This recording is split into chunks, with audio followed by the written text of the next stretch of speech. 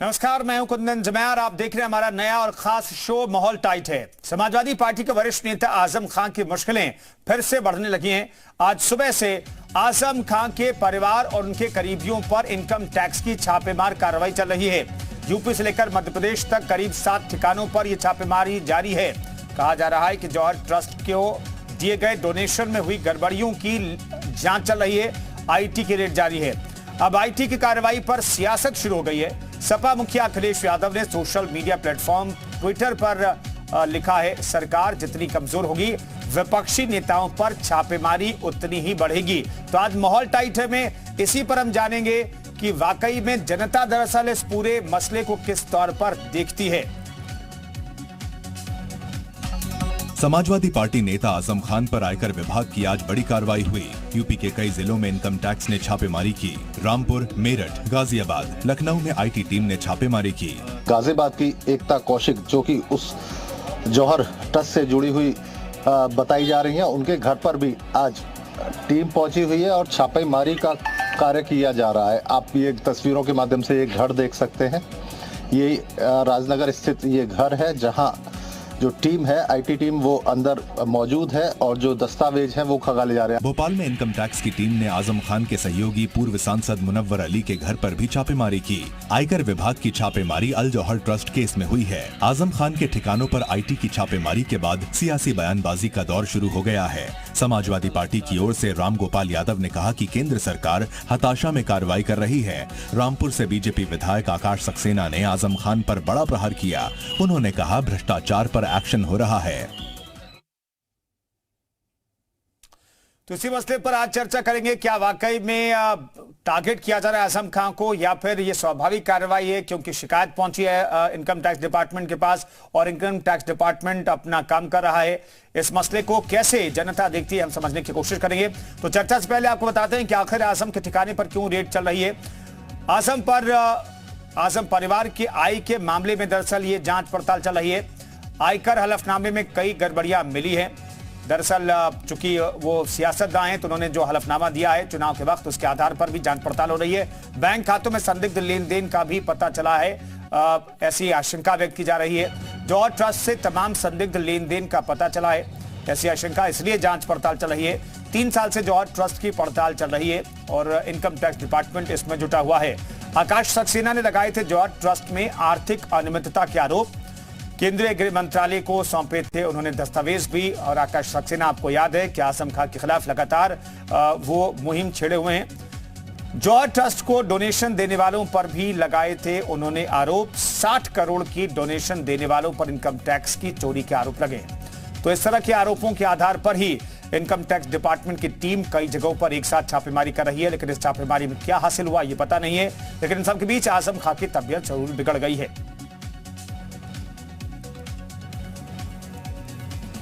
ये खुला हुआ जुल्म और ज्यादती है आजम खान के साथ। ठीक है, अगर उनकी निगाह में कोई काम जुर्म है तो जुर्म की हैसियत से उसमें कार्रवाई करें, एक्शन लें। लेकिन ज्यादती करना और इंसानियत के खिलाफ, मतलब ये है कि एक इंसान को इंसानियत की जिंदगी नहीं गुजारने देना और इतना जुल्म करना, ये जुल्म अच्छा नहीं है। घोषित चुनाव हारने के बाद भारतीय जनता पार्टी को लगा कि जनता का भरोसा भारतीय जनता पार्टी से उठ गया है, इसलिए अब छापे के भरोसे हैं। वो चाहते हैं कि अब हम छापे के माध्यम से विपक्ष को डराएं, धमकाएं। लेकिन जनता ने तय कर लिया कि 2024 में भारतीय जनता पार्टी की विदाई तय है।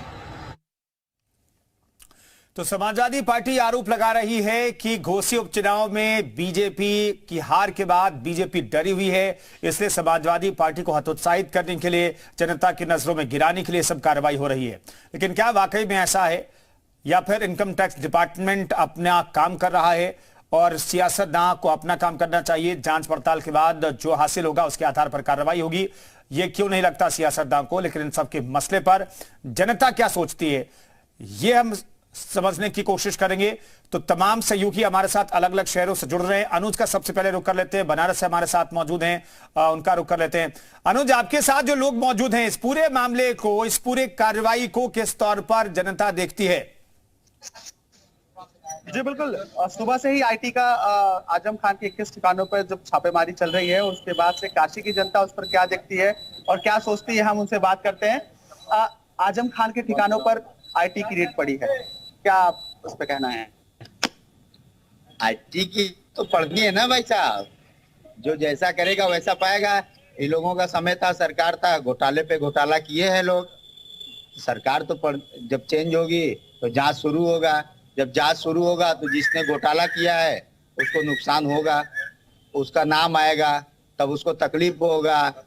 और हमारे पूर्व मुख्यमंत्री जी कह रहे थे कि जब सत्ता कमजोर होता है तो विपक्ष को यहाँ छापे पड़ते हैं। उनको पता ही नहीं है कि मतलब खत्म हो चुके हैं। अब शायद सत्ता में आने के बारे में क्या जी सपने में सोचा करे बस। विपक्ष कह रही है कि घोषी चुनाव हारने के बाद अब बौखलाई हुई है बीजेपी।